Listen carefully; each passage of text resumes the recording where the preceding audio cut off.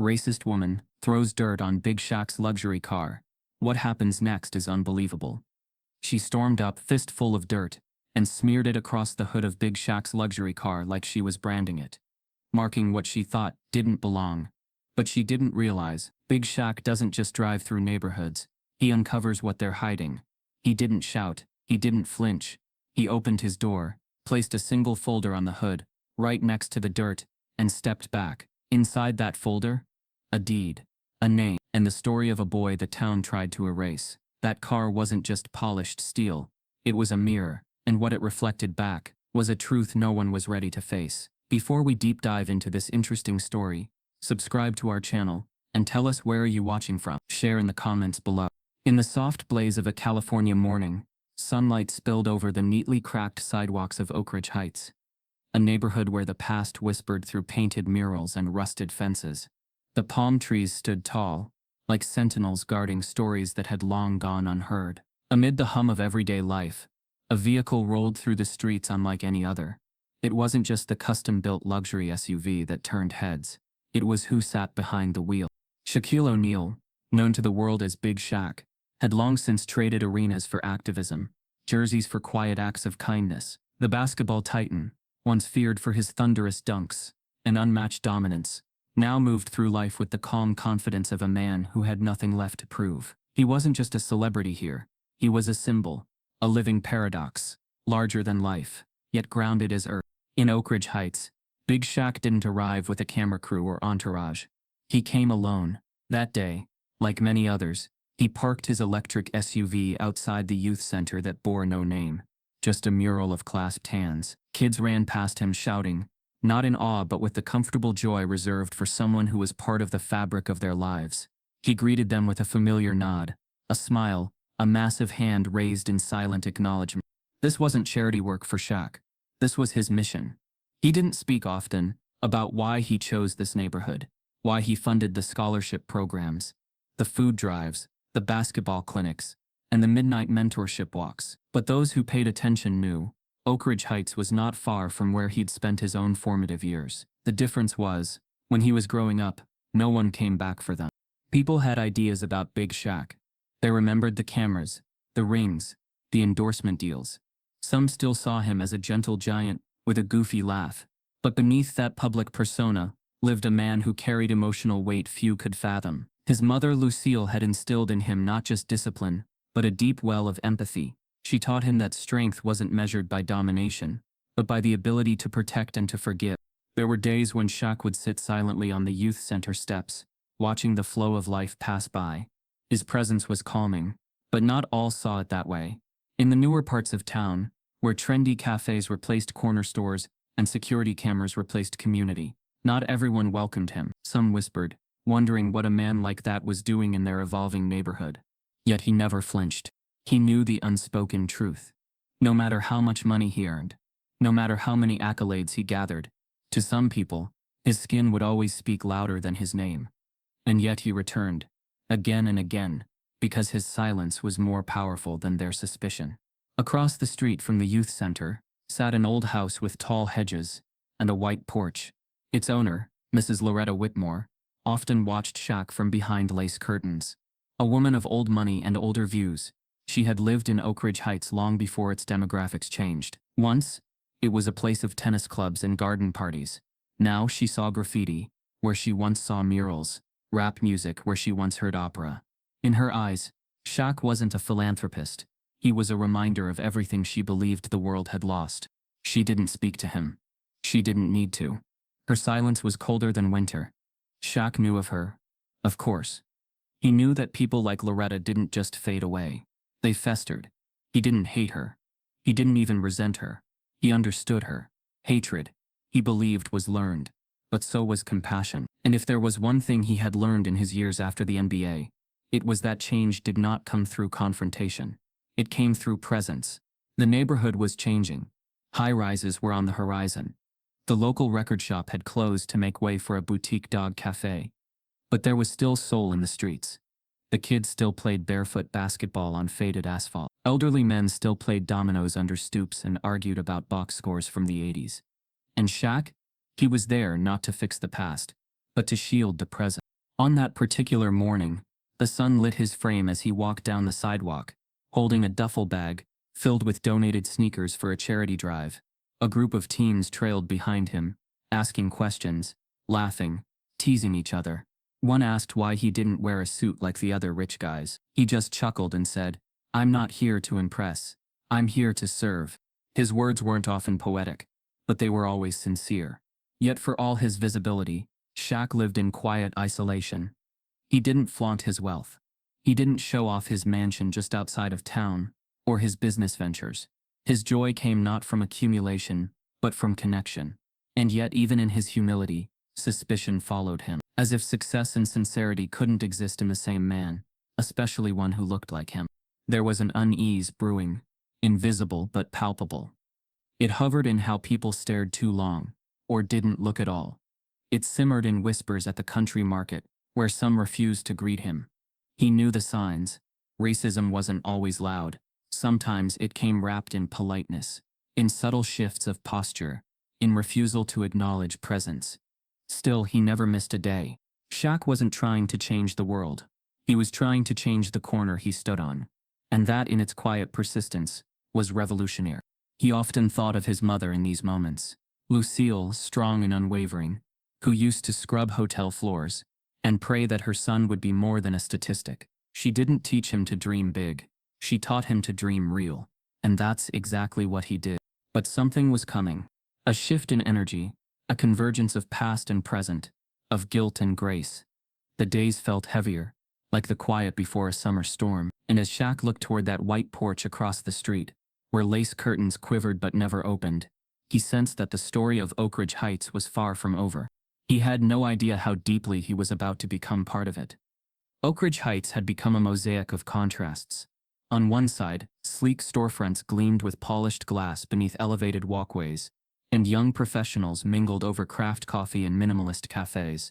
The sky above downtown shimmered with the promise of prosperity. On the other side, the streets retained the cadences of a community shaped by resilience and struggle. Sturdy brownstones with chipped paint, stoops crowded with grandparents imparting wisdom over dominoes, children racing past with mismatched sneakers. The town's two faces reflected a larger truth: progress and preservation, wealth and want, opportunity and obstacle. In this town, invisible boundaries threaded through everyday life. A tree-lined boulevard marked the shift from new condos to aging blocks. A single street lamp shifted from LED to sodium vapor light. Its glow yellowed, less bright. It served as a silent reminder that not everyone deserved the same illumination.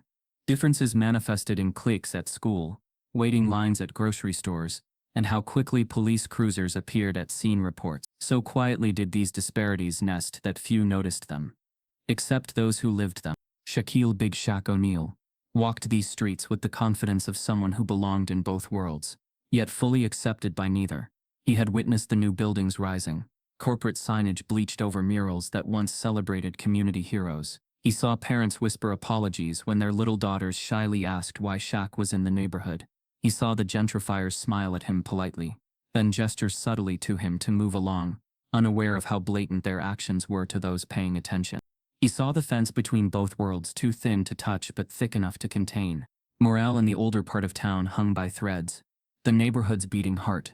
Pastors' choirs, weekend barbecues, cornerstone shops stood strong, but there was fatigue in the eyes of elders, and frustration in the voices of the youth. They watched renovated lofts pop up with leasing signs promising urban luxury, then counted how many black families were left on their block. They recalled the promises of equal opportunity, but saw who got promoted and who got passed over. And yet, they hoped. Amid these divided streets lived Mrs. Loretta Whitmore, the embodiment of the town's other side. From morning until night, she sat on her white porch, a widow of influence and inherited wealth, observing the tides of change. Her garden was immaculate, her dress immaculate, and her demeanor deeply reserved. Late in life, her world had narrowed to property values, charity board meetings, and memories. When she glanced around her property, she saw progress, but in the figures passing by, mostly black faces, she saw an encroachment upon the ideals she cherished. Within her lay a bitterness shaped long before her husband's funeral. She remembered the son she lost, his face frozen in her mind. Philip had been her world, His early disappearance fractured Loretta, and questions lingered about what many called a deal gone wrong. That rumor lived quietly in town corridors. Some said he had joined a questionable crowd and vanished. Others hinted at a police file stuffed in hidden archives. But always it circled back to race. Philip had fallen in with the wrong people, and Loretta never forgave the world that let him go. Her disdain extended toward the neighborhood's changing complexion. She saw murals as graffiti, community gardens as disorder, block parties as noise. She saw a man in a luxury SUV, benevolent though he might be, as an outsider of defiance. That glare she sent across the street was not of fear but of accusation, accusing Big Shaq of violating an unspoken code of change. Still, suspicion fell softly from her eyes. She did not wave. She did not speak. In her silence was contempt. She believed that some spaces should remain curated, and those who did not fit the profile should keep their distance, even if that distance was only a roadway away. In the shadowed sidewalks of the older blocks, neighbors debated whether the town was truly evolving or merely replacing its people. At the barber shop, elderly men weighed rent increases against nostalgia. At the food truck stops, young women debated whether downtown job fairs had any real meaning for them. There was a fragility in shared glances, a tension between welcoming investment and fearing eviction. Shaq stood at the intersection of that tension, withdrawn yet present, beloved yet misunderstood. He had built the youth center with his own funds to offer opportunity and safe space where none existed before. He personally funded college scholarships for single mothers and weekend arts programs. He sponsored basketball camps that wooed both young boys and girls, welcoming them with the same intensity he once reserved for professional playoffs. His presence was both a reminder and a promise, reminding residents of the divide, promising that the town's heritage, including their voices and dreams, could matter alongside progress. Amid the community, a few voices stood out. Tyrell, a local high school teacher, spoke at PTA meetings for balanced development. He argued that integrating new business shouldn't prevent preserving cultural history. Monica, a teenage poet, performed on stoops, her spoken word painting narratives of belonging and erasure. Through them, Shaq saw the town's soul. Through them, he felt the stakes. If Loretta believed Oak Ridge Heights was slipping away, he believed it was because no one had invited everyone to the table. The tension beneath those stucco and vinyl siding homes was alive. Conversations at brunches touched on who deserved the downtown jobs. On the block, rumors swirled that the vacant lots slated for condos once housed community events. Some people fantasized about affordable units for long-term residents. Others scoffed, saying luxury drives revenue. The emotional bedrock of community trust was rattling. Loretta hated that rattling. It reminded her that her world was ending. But hers was not hardy enough to bend. It had broken, so she created silence instead. One afternoon, Shaq stopped by to inspect progress at the youth center. The building still looked fresh, but through windows he saw youth painting murals of diversity, strength, and hope. He walked past volunteers stacking donated books, heard children recite poetry, and saw the pride in every purposeful moment. He looked to the street where Loretta's porch stood, the white paint vivid under the sun, lace curtains still undrawn, the yard still pristine. He wondered what memories stayed open behind those curtains. Behind each facade, whether brick, glass, or cedar, stories lived, and some were suffocating. A town with two faces meant hearts with two histories. But history did not need to define future chapters. It needed to coexist with them. Shaq believed that with enough patience and example, people could unlearn their prejudices and remember their shared humanity. Still, the undercurrent of systemic racism, police patrol patterns, loan approvals, job callbacks, permeated the air. It wasn't loud, it wasn't violent, but it whispered, "We see you," and that whisper hurt. Shaq never missed the lyric of that whisper. He understood that racism wasn't always overt. It was the job posting preferring cultural fit, where black names worked harder to be heard. It was the homeowners list that skirted certain zip codes. It was the fundraiser event that subtly excluded voices that were too loud or too raw. He felt it in the energy of that town, and perhaps that energy caused Loretta to rigidify, to close pores like a wound scab that refuses to heal. Shaq's mission wasn't to shame her, and yet every time he drove past her porch, her eyes remained shuttered. Everyone noticed, but no one dared speak. It was as if a challenge waited in that silence. Who would cross? Who would shake the system? Who would ask the question? Shaq didn't ask. He acted. He let the youth center breathe life into the soil of their streets. He organized mentorship walks from the center through downtown, where participants patronized new businesses, spoke respectfully to staff, and carried the message of inclusion through toe tags, unity not uniformity. The town watched. Some turned their backs. Some rolled their eyes. But a growing few listened. Notably Loretta's gardener Eugene. An older black man tried to keep her daisies alive in that manicured garden. He spoke with her over hedge clippers, offering cafe invitations and civic meeting updates. She shut him out. But Eugene lingered, hopeful. Hope was a soft insurgent. As the midday sun turned golden, and dusk began its descent, Oak Ridge Heights held its breath, inspecting two parallel stories, one of stagnation, one of transformation. It wondered if they would collide, or if one would absorb the other. Would Loretta's bitterness be a corroding relic, or would it crack? Would Shaq's empathy carve cracks in the facade? He stood at that liminal space with the rest of the town, watchful, patient, and unbowed. Because in towns with two faces, unity starts when someone decides to turn around, and Shaq had already turned.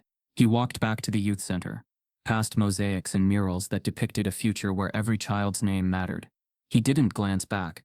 He had put his feet on both faces of this town, and chosen to walk forward. The sun had barely crested over the sycamore-lined edges of Oak Ridge Heights when Shaq turned down Marlowe Avenue, the steady hum of his custom-built electric SUV low and almost meditative. The street was unusually quiet for a weekday, as though the town itself was holding its breath. The vehicle, with its matte midnight blue finish and polished chrome detailing, moved with elegance that contrasted sharply against the cracked sidewalks and faded street signs of the older district. Its quiet presence drew subtle stares from behind drawn curtains and half-cracked blinds. Shaq had come to deliver a surprise to the youth center, a brand-new digital art suite he personally funded, after overhearing a teenager lament about outdated equipment. He believed in doing things without applause, his every act a stitched thread in the fabric of his silent mission. His route was routine, but this morning was different. There was an unusual energy on the block, a stillness layered with static tension. As he pulled into his usual spot just beside the small park bordering the center, he noticed her. Mrs. Loretta Whitmore stood on her pristine porch, dressed in a lavender robe cinched tightly at the waist, her gray hair pulled back in a perfect bun. She held a clay pot in one hand and a trowel in the other, hovering over a flower bed freshly planted with white tulips. Her gaze, cold and deliberate, tracked Shaq's every move. She didn't blink. Her posture was stiff, her lips tight. Shaq stepped out of the SUV, adjusting the duffel bag slung over his broad shoulder. He moved without urgency, always careful to give the street its peace. Just as he turned to walk toward the youth center's entrance, Loretta's voice rang out, clear and sharp. "You don't belong here." Shaq stopped, not with fear or confusion, but with a slow, measured turn. Their eyes met across the fence that separated her manicured lawn from the cracked pavement he stood on. He didn't speak. There was nothing to say. And then, with the same hand that had once nurtured flowers, Loretta scooped a handful of garden dirt from the flower bed, and in a motion both symbolic and contemptuous, hurled it across the street. The dirt landed squarely on the hood of Shaq's vehicle, smearing the polished finish with streaks of brown. The thump was soft, but the silence that followed was deafening. For a second it was as though the entire block had frozen in a single blink of disbelief. Two teenagers on skateboards stopped mid-roll. A mother walking her child paused, her phone already raised instinctively. Someone across the street, previously hidden behind drawn blinds, pulled them fully open. Another resident, seated on a stoop, raised a phone, recording. The air thickened, not with violence, but with the unbearable tension of choice. Shaq didn't move toward the SUV. He didn't flinch. He stared back at Loretta with a calm so rooted it unsettled her. Her smirk faded just slightly. His silence, his composure was not weakness. It was defiance in its most dignified form. He walked past the car as though the dirt was invisible, his shoulders broad and posture upright. He didn't wipe it. He didn't even glance at it. That, more than any words or reaction, became the moment. It was over in seconds, but the internet made it eternal. By noon, the video captured from 3 different angles had been uploaded, shared, and commented on thousands of times. The hashtags varied: Big Shaq Grace, Dirt of Disrespect, Oak Ridge Incident. Onlookers around the country debated the footage. Some were shocked by Loretta's blatant racism. Others dismissed it as misunderstood behavior from an elderly woman. But most agreed on one thing: Shaq's reaction, or lack thereof, was seismic. Local news stations camped outside Oak Ridge Heights by sundown. Reporters begged for statements from both parties. Loretta retreated inside, her porch vacant for the first time in months. Shaq refused interviews, avoiding sensationalism, like he always had. When pressed, he offered only a single quote to a trusted columnist. Sometimes the loudest response is no response at all. Behind closed doors, the community trembled. People whispered not just about Loretta, but about what her action revealed. A mirror had been lifted, and many didn't like what they saw in their reflections. Shaq returned the next morning as usual, the dirt still smeared on the hood of his vehicle. He parked in the same spot, unmoved. He passed the car with a nod to the same skaters from the day before, now sitting with sketchbooks on the curb. He entered the center and remained there for hours, guiding kids through storytelling exercises. But outside, the conversation had shifted. Some community members organized an impromptu support gathering at the park, holding handmade signs that read, "Respect dignity, we see you, Shaq, and our kids deserve better." Notably, many came from both sides of the town. It wasn't a protest, it was a reckoning. Eugene, Loretta's gardener, stood awkwardly among them. He hadn't been there the morning before, but he'd heard enough, and the image of his employer flinging dirt like a tantruming child haunted him. He hadn't always agreed with Loretta's tone, but he hadn't expected that. For the first time in years, he considered handing in his tools and walking away. Back at the youth center, the energy had changed. Kids asked Shaq questions with a new kind of curiosity, as if trying to understand why he hadn't reacted. One teen, a bright boy named Kellen, summed it up best when he said, "You didn't just eat that, man. You flipped the whole script." Shaq didn't nod. He just placed a hand on Kellen's shoulder, looked him in the eye, and said, "What they throw at you isn't what defines you. What you carry forward, that's your story." Loretta stayed silent. She didn't post an apology. She didn't return to her porch. But her absence was its own spectacle. The porch, once a symbol of watchful supremacy, now stood hollow. A white rocking chair remained turned toward the street, unmoving, weather-stained by sun and time. The incident, though simple in action, had peeled back the surface of Oak Ridge Heights. Neighbors began speaking to each other more directly. PTA meetings hosted difficult conversations. A town hall was scheduled to discuss community values and representation. Even the boutique coffee shop downtown updated its community board with notices about youth center events, something they hadn't done before. Shaq watched, not with triumph, but with a measured hope. He hadn't wanted this kind of attention. He certainly didn't ask to become a symbol. But symbols don't choose themselves. He returned to the youth center for a late-night walkthrough that Friday, alone. The car, still dirt-stained, sat untouched beneath the orange flicker of a dim street lamp. He stood beside it, hands in pockets, and for the first time since the incident, allowed himself to feel the weight. Not anger, not grief, just the deep ache of knowing how far society still had to go. Yet, even in that ache, he found steadiness, because the youth saw him, because the town, even in its fractured identity, had begun murmuring truths that had long gone unsaid, because he had chosen not to fight fire with fire but with stillness, and that stillness was spreading. The incident had started with dirt, but it was beginning to unearth far more than anyone expected.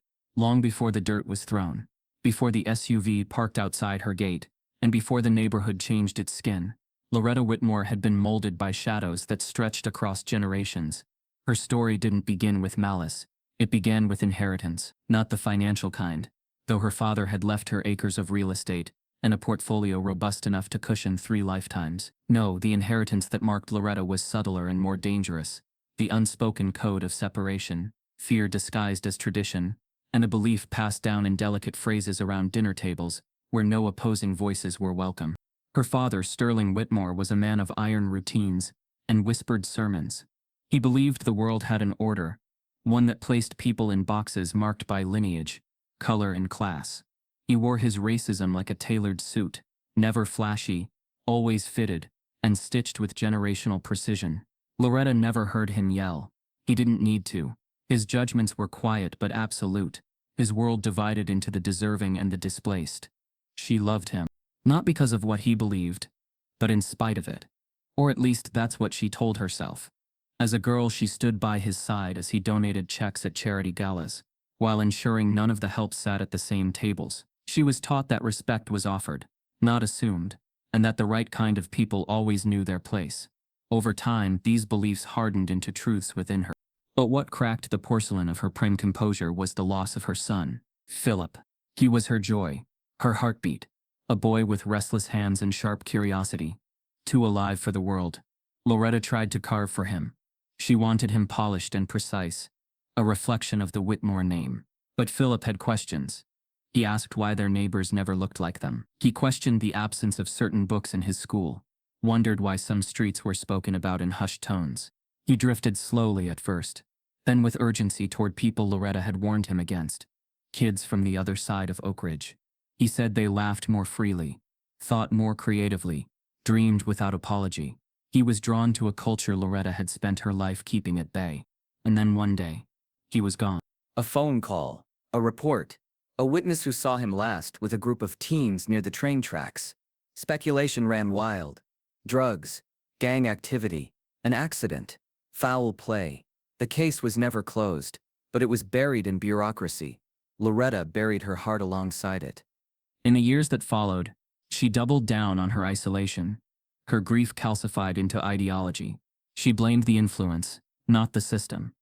She blamed the other side of town, not the silence in her own home.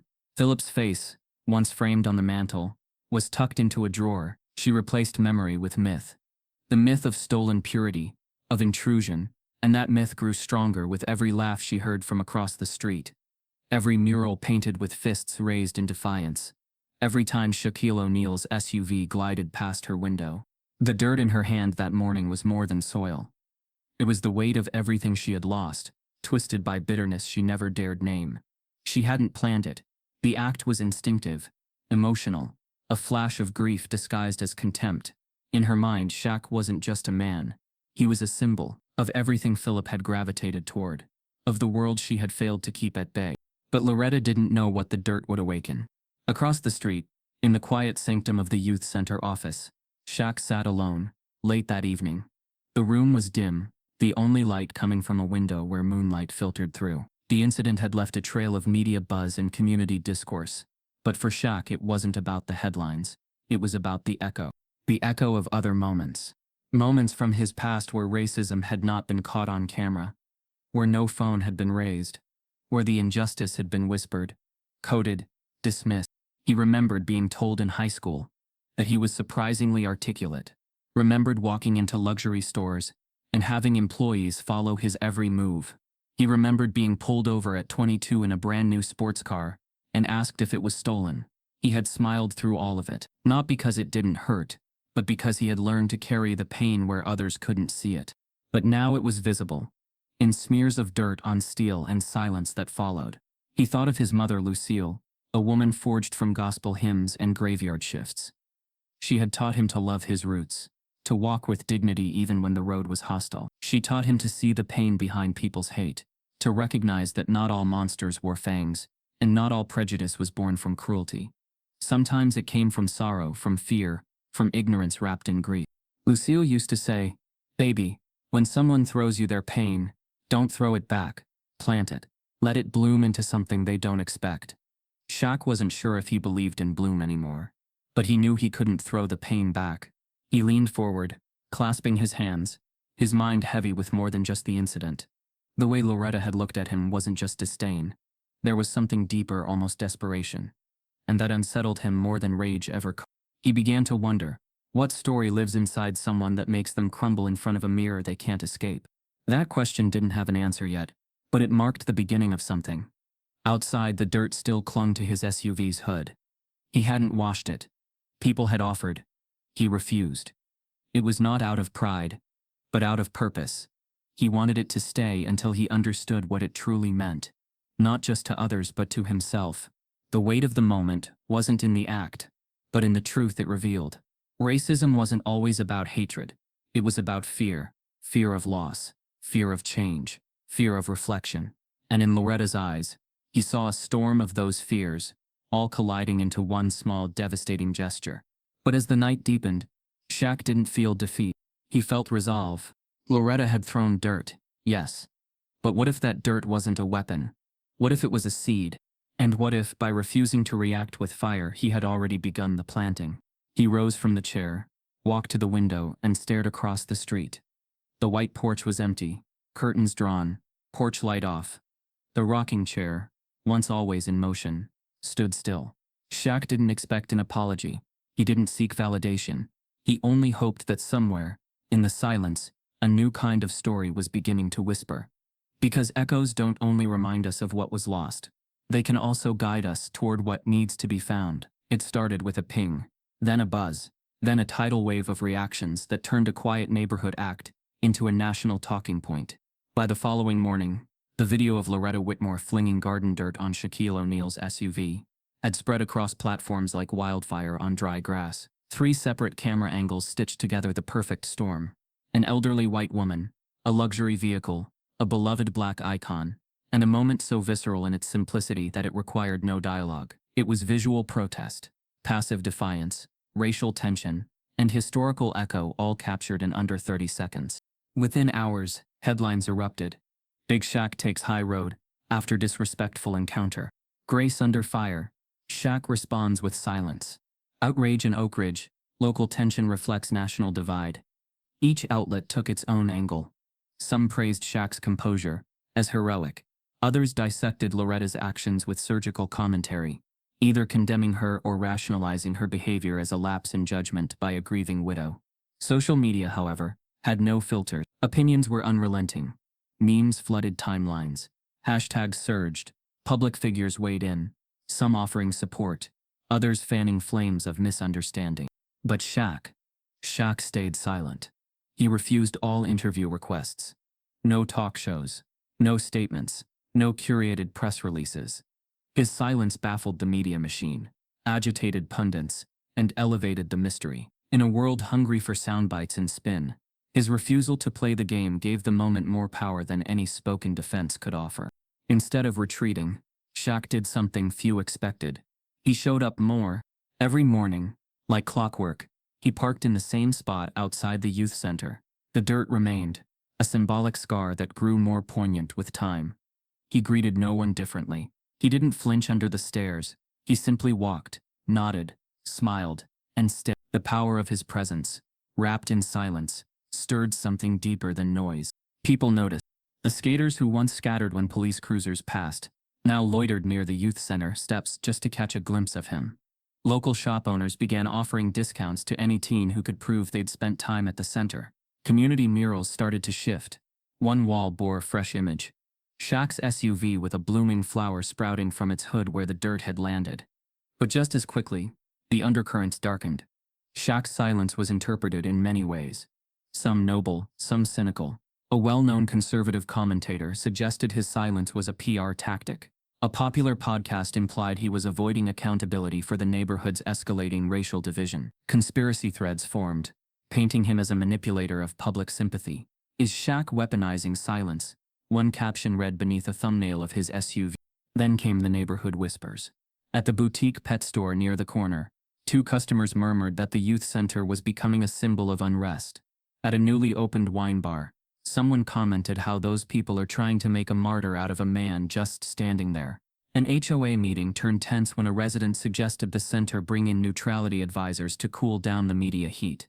Racism, previously hushed behind closed doors or coded phrases, started slipping into everyday speech.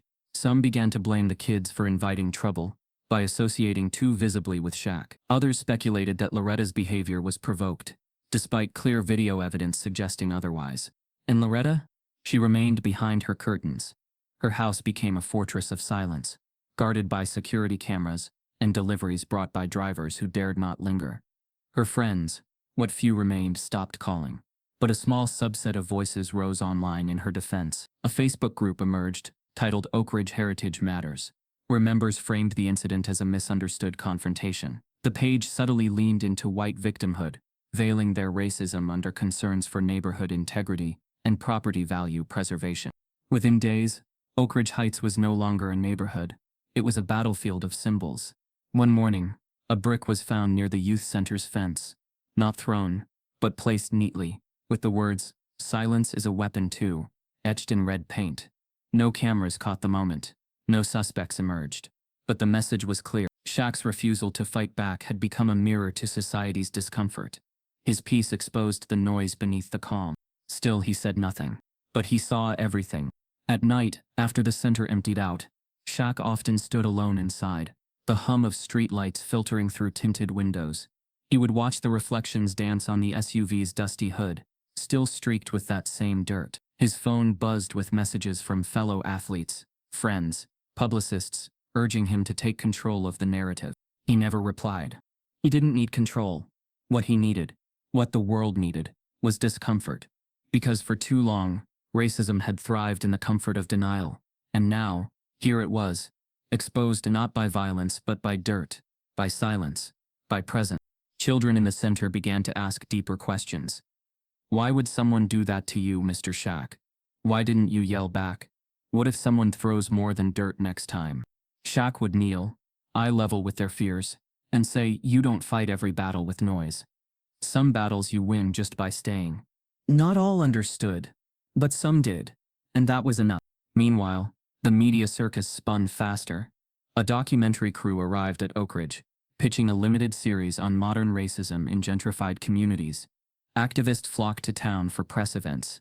National figures mentioned the incident in speeches. A street artist painted Loretta's porch surrounded by growing weeds with the caption, "Roots always show." Through it all, Shaq never once engaged publicly. And yet, with each step he took through Oak Ridge Heights, the air changed. He passed by the bakery that once ignored him. Now its windows displayed a sign, "We stand with Grace." He walked by the post office where a clerk once refused to meet his eyes. Now she waved softly, nervously, as if apologizing without words. He stood on the youth center's rooftop one evening, watching the sun dip below the horizon, casting long shadows over a town torn between reflection and resistance. And in that moment, with the weight of attention still pressing on his shoulders, he thought of Loretta, not as an enemy, but as a woman trapped inside her own grief and lineage. A symbol of what happens when pain goes unchecked, and prejudice is passed like heirlooms. But Oak Ridge had seen it now. The inferno wasn't in the fire. It was in the mirror it forced them to look into. And the smoke still hadn't cleared. The wind carried a soft rustle that evening, whispering through the iron rails of Oak Ridge Heights, as the last threads of sunlight slipped beneath the skyline. The town, still simmering from the viral wildfire, had settled into a tense rhythm. Each day brought fresh commentary online, yet in person, most residents walked more carefully, eyes alert, voices lowered. But while the noise of the world continued, Shaq remained the same, present, silent, unshakable. He hadn't changed his route. He hadn't altered his habits. He greeted the children at the center with the same deep, calming voice, and showed up with his sleeves rolled up for every weekend, art project or coding camp. But underneath that calm, his mind had shifted, not because of the headlines or hashtags, but because of the growing sense that something deeper lay beneath Loretta Whitmore's act of rage. It wasn't just racism. It was grief, tangled in bitterness, flung outward as if purging something from within. And as the days wore on, that moment, her stance, the exact way her hand trembled when the dirt flew, replayed in Shaq's mind like a loop that refused to break. That loop finally cracked one quiet night. Shaq had just returned to the youth center, after an extended meeting with a local college dean about scholarships for inner-city students. He was tired but content. He parked the SUV, still dust-streaked from Loretta's infamous gesture, and reached for his gym bag when he noticed something lying at his doorstep unmarked, thin, and silent. It was an envelope. No name. No stamp. Just off-white, textured paper folded in half and tucked under the front mat. He picked it up cautiously, scanning the block. No one lingered. The streetlights hummed above, indifferent. No motion caught his eye. He stepped inside, locked the door behind him, and opened the envelope at the desk by the back office window. Inside was a single black and white photograph. Time had weathered its edges, and the grainy quality blurred some details. But what stood out was undeniable. A young Loretta Whitmore smiling, genuinely smiling beside a black child, no older than 9 or 10. The child had round cheeks, a mischievous glint in his eyes, and wore suspenders over a short-sleeved shirt. Loretta had one hand gently resting on his shoulder, not out of obligation, but with familiarity. Shaq froze. He looked at the image for a long while, then placed it on the desk like an unexploded device. A part of him didn't want to know, but the weight of the unanswered question burned too strongly. Who was that boy, and what did he mean to her? No note accompanied the photo. No explanation, only the past, captured in grayscale, returned like a ghost to a man who now understood silence could be louder than any accusation. Shaq didn't tell anyone. Not the staff, not the youth at the center, not even Lucille when he called her for their weekly check-in. He decided to act alone, not because he didn't trust people, but because whatever this was, it felt delicate, like a thread connected to something buried. His first stop was the town library. He remembered seeing archived town yearbooks and neighborhood registry books stored in the old records section, barely touched in the digital age. With a quiet nod to the librarian, he entered the musty back room where rows of hardbound volumes sat under flickering fluorescent lights. It took hours-long, patient hours, flipping through aged pages filled with posed photographs and event listings. Then he found it, a 1973 community picnic program. Among the pages was a captioned photo matching the one he held. Loretta Whitmore with Jeremiah Moore, 1973, Summer Mentorship Program, Oak Ridge Civic Garden Club. Jeremiah Moore. Shaq whispered the name aloud, letting it settle in his chest like an old song lyric. He didn't recognize the name. It wasn't one he'd heard around town. No memorials, no plaques, nothing passed down in community stories. It was like Jeremiah had been scrubbed out of the narrative, and Loretta, who had never so much as acknowledged Shaq, had once smiled next to him. The mystery gnawed at him. He went next to the county archives. Quietly, no media, no questions asked. He requested census records, school registrations, even property transfers from the 1970s through the early 80s. It was tedious work, most of it dead ends, until one file emerged, a foster registry.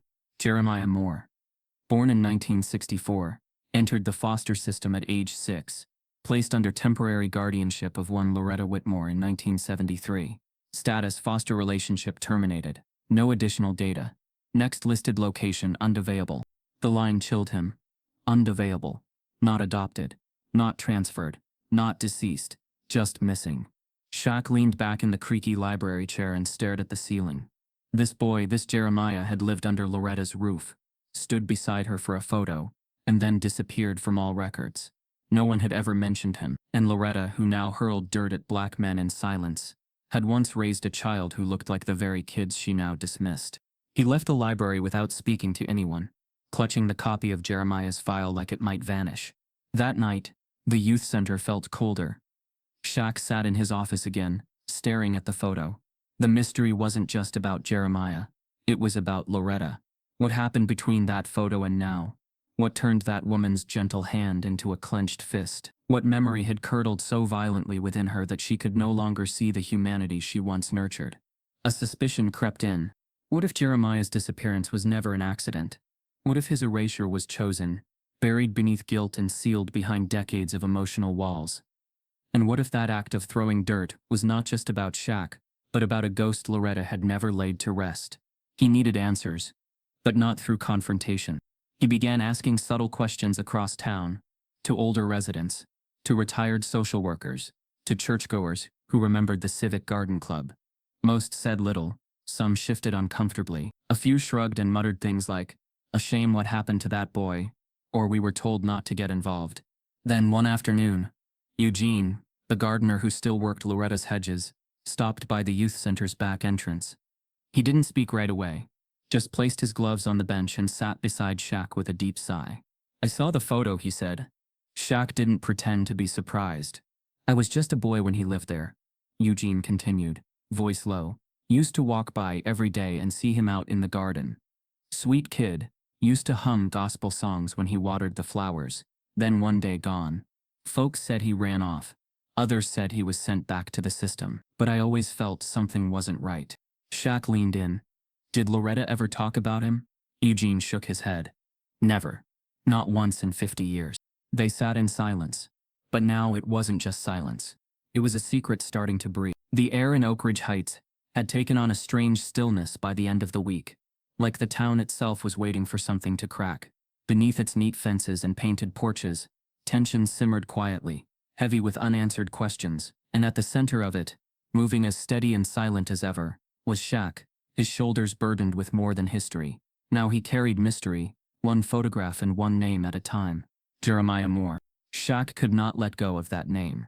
The moment he had seen the boy's face, pressed beside young Loretta Whitmore in that faded black and white photo, something within him shifted. The past had come knocking, not just on Loretta's door, but on the soul of a town that had always been better at forgetting than remembering. For days, he made quiet inquiries. No press, no fanfare, only patient, pointed questions directed at those old enough to know and cautious enough to remember without speaking. Whispers swirled through alleyways, beneath barbershop chatter, at the back pews of weathered churches. There were gaps in the story, intentional gaps. But one recurring thread returned to him from multiple sources. Oakdale Manor, the nursing home at the edge of the county line. It wasn't just a place for the elderly. It was where stories went to fade away. Shaq didn't call ahead. He drove in the late afternoon, the sun just beginning to dip behind eucalyptus trees. The ride was long, the road winding, but his grip on the wheel remained steady. He wasn't sure what he was expecting, but the silence that had followed the discovery of Jeremiah's file had become unbearable. He needed clarity, even if it hurt. The receptionist at Oakdale Manor was polite, almost rehearsed until Shaq slid a copy of the photo across the desk and leaned in gently. Did anyone here ever talk about him? Jeremiah Moore? Her eyes widened, then fell. You need to speak with Miss Phelan, she whispered, scribbling a room number on a sticky note. Room 2. Shaq made his way down the corridor lined with neutral-toned walls and faded landscape paintings. The air smelled of antiseptic and old flowers. Inside 2112 sat a frail woman in her early 90s, her hair still tinged with silver and her eyes surprisingly sharp. You're not family, she said before Shaq even spoke. No, ma'am, he replied, but I'm trying to understand a truth that's been lost a long time. She didn't ask for credentials. She simply studied him, then nodded once and gestured for the chair beside her. After a pause, she spoke with the slow cadence of someone sorting memory from trauma. I was a nurse back then, in Oak Ridge, community health worker before we had titles. I used to visit homes, make sure foster placements were running smooth. Her gaze shifted to the window. Loretta. She wasn't cruel, not in the way you'd expect. But she was cold, detached, always tried to keep things presentable. Jeremiah, though, he was the kind of child that made silence feel wrong. Shaq waited. It didn't last long there. Maybe a year, maybe less. There were bruises, not always where you'd see them. Teachers asked questions.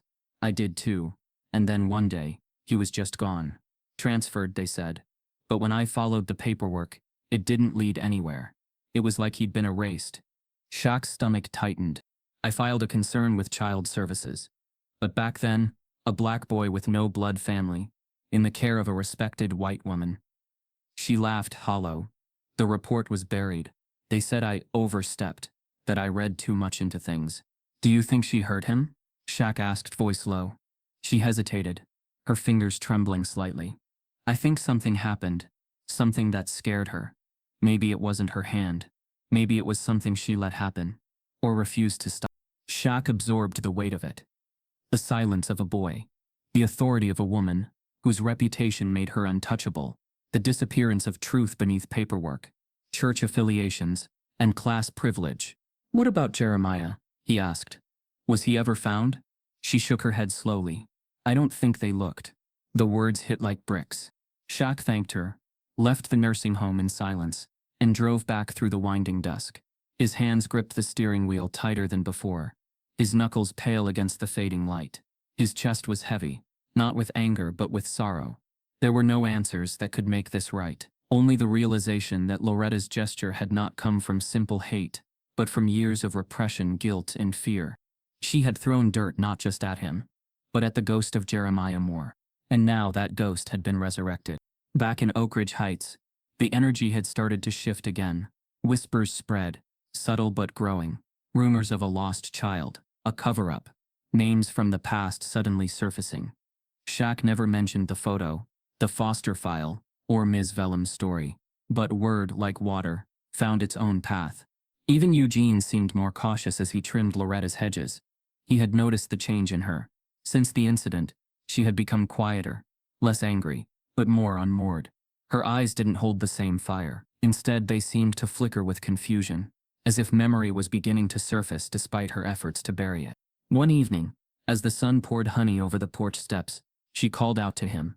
"Eugene, do you remember the boy? The one with the gap-toothed smile?" He froze. "You mean Jeremiah?" She flinched at the name, as if hearing it cracked something inside her. I don't know where he went," she whispered. "I was told to stop asking." Eugene didn't answer. He just nodded slowly, returned to his work, and later that night walked to the youth center with eyes full of questions. Shaq listened, heart heavy. He hadn't needed confirmation from her lips, but hearing her say it gave the story breath.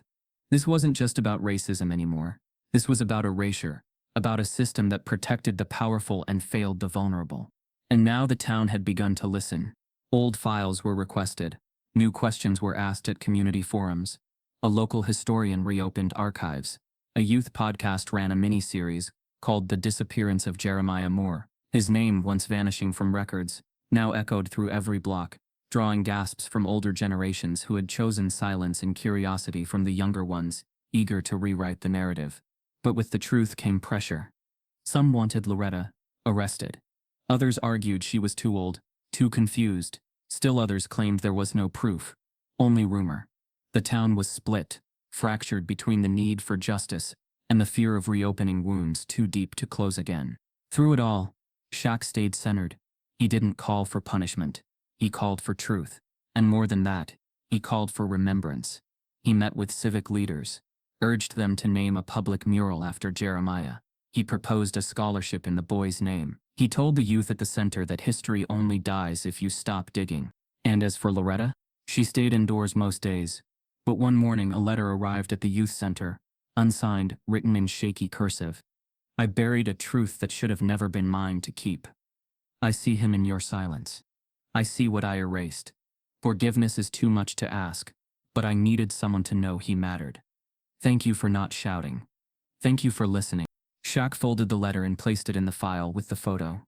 Then he sat for a long time, staring out the window toward the street. He thought about Jeremiah, about how the boy was more than a mystery. He was a turning point, a key that had unlocked everything. The break point wasn't just Loretta's. It wasn't just the town's. It was his. He had come to Oak Ridge to build, to heal, but now he understood. Sometimes, you must unearth what's been buried before you can truly plant anything new. And the ground had just been broken. It was a Sunday morning, unlike the others that had passed in Oak Ridge Heights since the dirt-stained incident. The sky was clear, the breeze unusually warm for early fall, and the air held a strange quiet, less of tension and more of readiness. It was the kind of day that made the town feel paused between breaths, waiting for someone to speak after a long silence. Shaq had been up early. He moved methodically, as if each motion were part of a ritual. He dressed not in his usual workout clothes, but in a tailored gray shirt, crisp but understated. In one hand, he held a brown paper bag. In the other, a photo frame. Thin, walnut wood, matte finish. Inside it was a copy of the black and white picture that had unearthed everything. Young Loretta, smiling. Jeremiah Moore, shoulder tucked beneath her hand. A brief captured truth from a life neither had ever fully acknowledged. He crossed the street slowly, steps purposeful, eyes fixed on the white porch that for years had felt like a wall more than a home. The rocking chair stood still, as always. No birdsong broke the stillness. When he reached the steps, he didn't knock. He simply placed the bag gently on the top step, then rang the doorbell once, and waited. The door didn't open immediately. There was a pause, long enough to make most people turn away. But Shaq stayed. He could hear faint footsteps. Shuffling, the clicking of hesitant locks. Then, slowly, the door creaked open. Loretta stood there. Her face was thinner than before, less defiant. Her eyes, once sharp and judgmental, now glistened with something older than pain. They met his, and for the first time, neither looked away. No words were spoken. Shaq held out the frame, not as an accusation, not even as a challenge, but as an offering, a returned memory that never should have been lost. Loretta's hand trembled as she took it. She stared at the image, her mouth tightening, a breath caught in her throat. The photo had not changed, but something inside her did. She looked from the picture to Shaq, and for a long, hollow second, He thought she might close the door, but instead she stepped back. Shaq entered the house quietly. It was as pristine as everyone had always imagined, elegant in a way that resisted time, china in a cabinet, family heirlooms lining the mantel. The air smelled faintly of lavender and dust, but the silence inside was cavernous, like it had swallowed years of unsaid truths. She led him into the sitting room. He sat on the edge of a love seat, hands folded, the calm of someone who'd come to listen, not speak. She settled opposite him, still holding the photo, her gaze drifting between it and the floor. What followed was not conversation. It was confession, without the formality of words. It was in the way Loretta gripped the frame with both hands, like anchoring herself to the only proof that she had once tried to be something better. Her eyes welled, not in performance but in surrender. Her mouth moved slightly, trying to form sentences she no longer had the strength to complete. Her posture, always upright and proud, curled in on itself. Her hands covered her face. And then, quietly, like a long-held storm, breaking through a dam, her shoulders began to shake. Shaq didn't move. He didn't offer platitudes.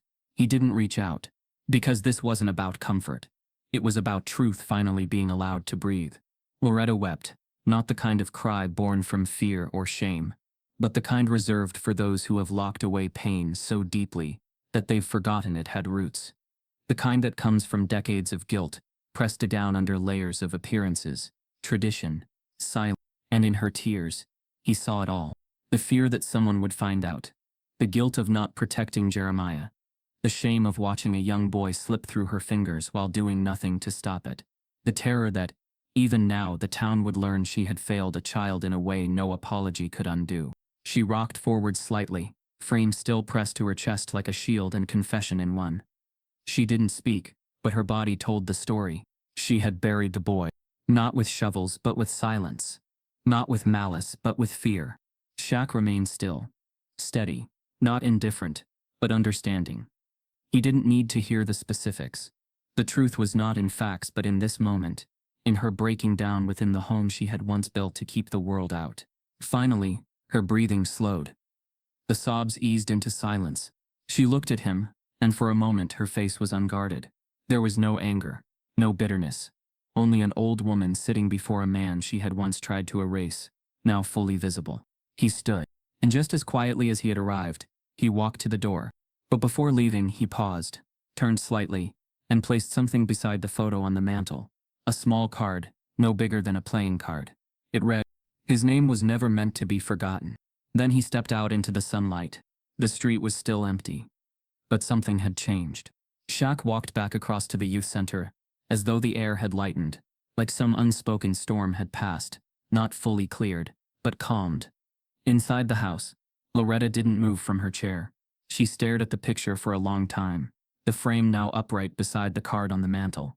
She had lived decades behind lace curtains and gates, guarding a legacy built on appearances, but now, the picture sat where visitors could see it, where truth, however painful, could finally exist. Word of the visit never went public. There were no news cameras, no tweets, no town gossip. But something shifted in Oak Ridge Heights.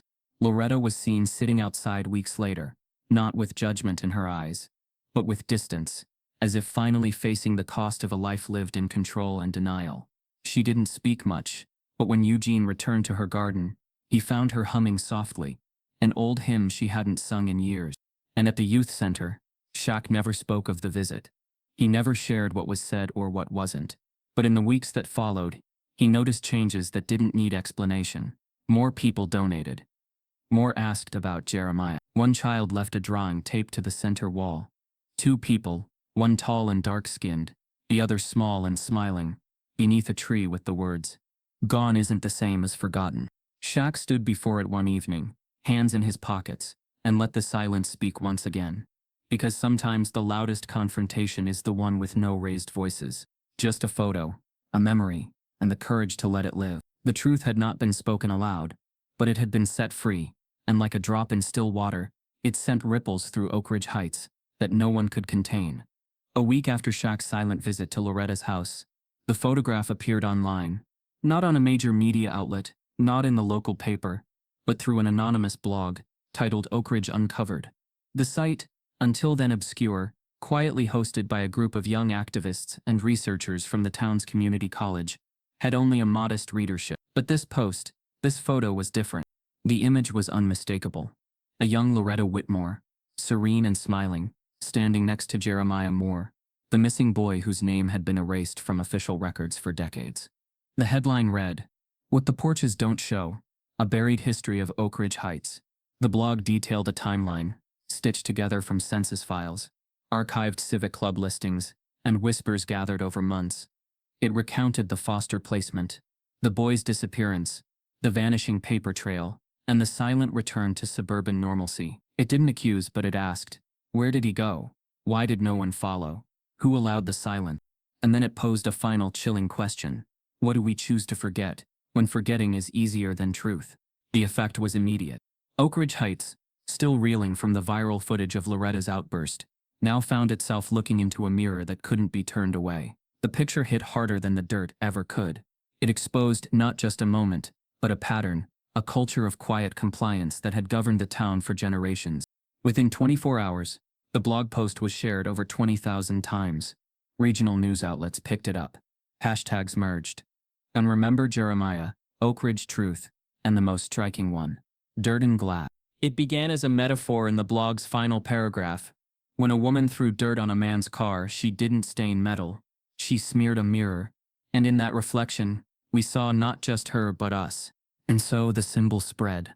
Teenagers began posting photos of mirrors smudged with dirt, accompanied by stories of microaggressions, overlooked discrimination, and suppressed truths.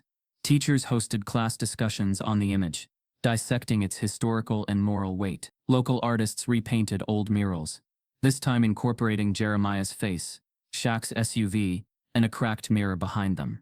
Downtown protesters left empty picture frames outside government buildings, each with a slip of paper inside. Who's missing from your records? The town's atmosphere turned electric, not chaotic but charged. Meetings were held, forums booked to capacity. Voices once dismissed began taking the mic.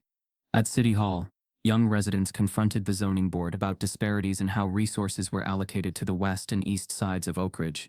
Data emerged, maps showing how property taxes were reinvested disproportionately, statistics showing that arrest rates skewed sharply by race, hiring practices, public school staffing, all suddenly under scrutiny.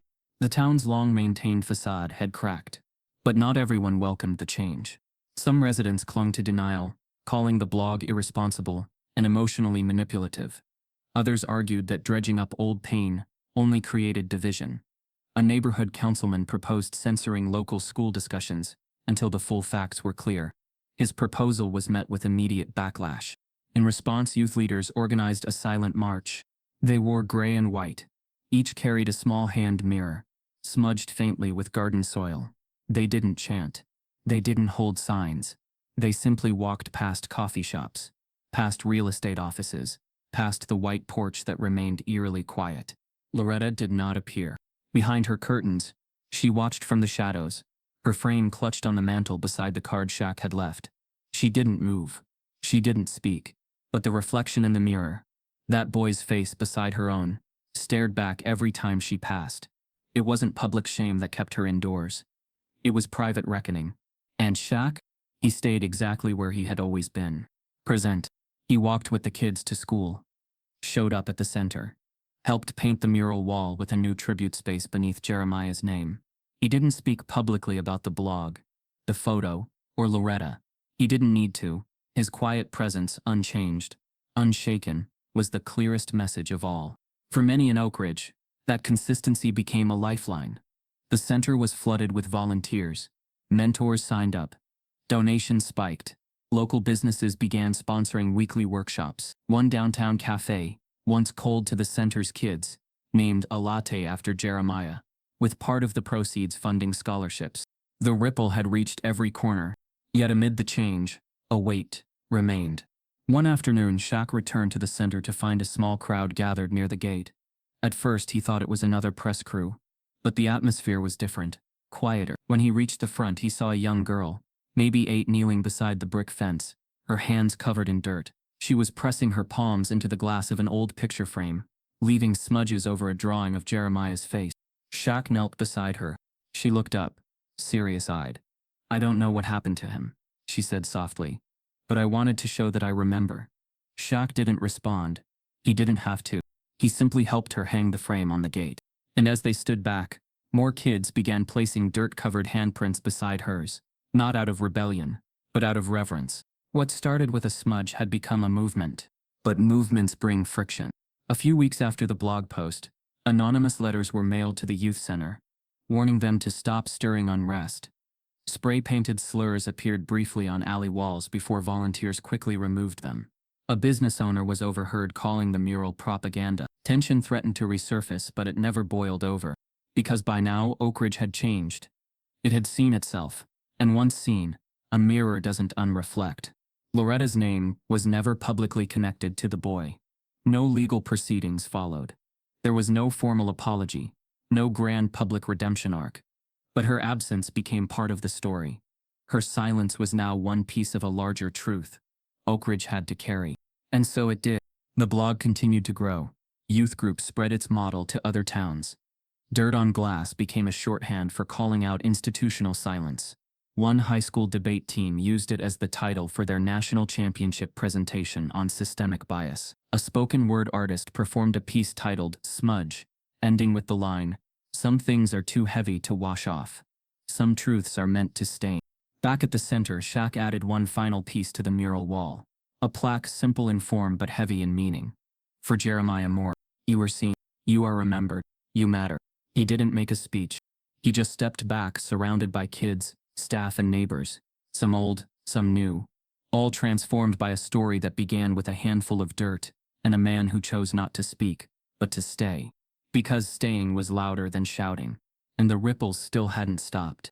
The seasons turned slowly in Oak Ridge Heights, and with each passing week, the neighborhood carried a slightly different tone. Not louder, not radically changed, but softened, like a sharp edge worn down by wind and time. What had begun with confrontation and silence had evolved into a quieter kind of resistance rooted not in fire but in soil. And in that soil something new had begun to grow. It started one morning in early spring. The air was cool but not cold, and the sky glowed with that washed-out blue that promised longer days.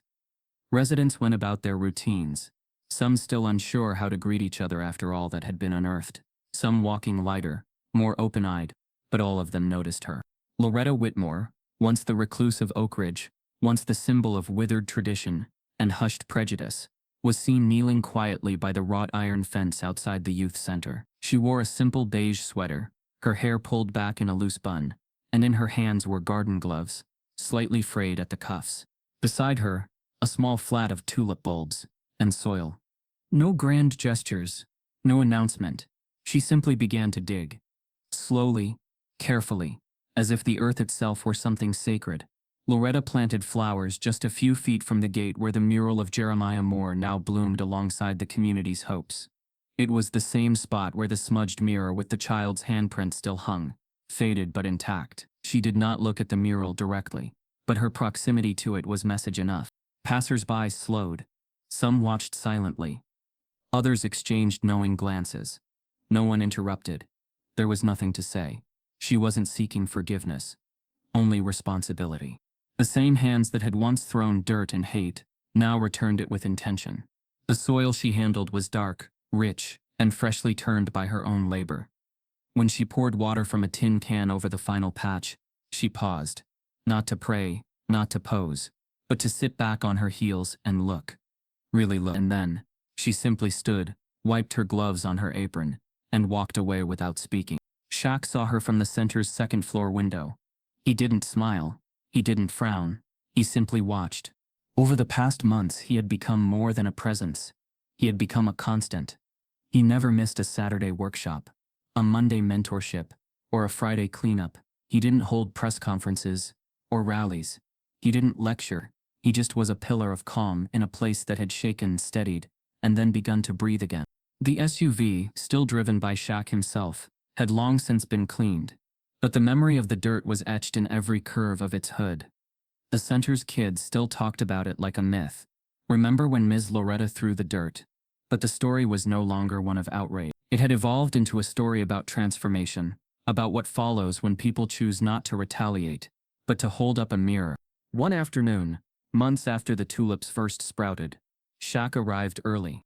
The lot was empty, except for one boy, no older than 10, hunched beside the SUV with a microfiber towel in one hand and a spray bottle in the other. His tongue peeked out slightly from the corner of his mouth in concentration as he polished the chrome trim along the passenger side. He didn't notice Shaq approach. "You missed a spot," Shaq said gently. The boy jumped, startled, then grinned sheepishly. "Sorry, Mr. Shaq. I saw some smudges and figured I'd fix it before the others got here." Shaq looked down. "What's your name?" "Dorian." "Appreciate it, Dorian." The boy beamed. "I want to drive a car like this one day. Not because it's fancy, but 'cause you drive it." Shaq crouched beside him, his massive frame folding like a mountain kneeling to the earth. He rested a hand on Dorian's shoulder. "You'll drive one even better, and when you do, remember what it's really for. To take up space," the boy said confidently, "even when some folks don't want you to." Shaq nodded once. The moment hung there, quiet but full. Behind them, the tulips danced in the breeze. The mural watched over the block, and the picture of Jeremiah inside the center remained untouched, framed beside the plaque. A steady stream of visitors still came to see it. Teachers, students, even tourists. But the locals, they didn't just visit, they lived with it. The message had echoed far beyond Oak Ridge. Other towns picked it up. Youth centers across the country adopted the Dirt on Glass project, encouraging children to tell forgotten stories. Libraries requested copies of the Oak Ridge blog. Universities invited the anonymous writers to speak about community journalism and restorative history. Still, Shaq stayed rooted. Not just in location, but in principle. He didn't seek platforms. He didn't ride the momentum. Because he understood what few did. Real change isn't always televised. It's seen in gardens planted where walls once stood. In a boy polishing a car once used as a target. In silence that doesn't hide, but listens. Loretta never returned to the spotlight. She continued to tend the flowers. She was sometimes seen sitting on the bench near the youth center's fence. Eyes lowered, hands still. Occasionally, a parent or child would sit beside her. Sometimes they talked.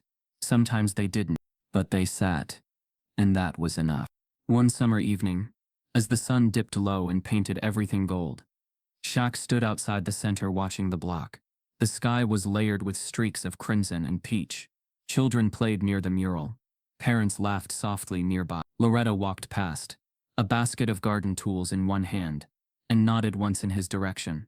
For the first time, Shaq nodded back. No words, just echoes. As night fell, the streetlights flickered on, illuminating the street where history had once tried to disappear. Now it glowed with memory, accountability, and quiet pride. The SUV gleamed under that light, clean, whole, and unmoved. And nearby, Dorian pressed one last corner of cloth to its hood, then stepped back and admired his work. That hood, once smeared in hate, now gleamed like a badge of honor, because it wasn't just about the car, it was about what it had carried, and what it had refused to carry back. If this story made you pause, question, or feel, don't let it end here. Share it with someone who still believes change starts with noise.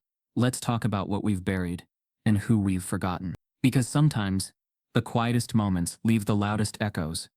And in those echoes, we find the truth worth holding on to.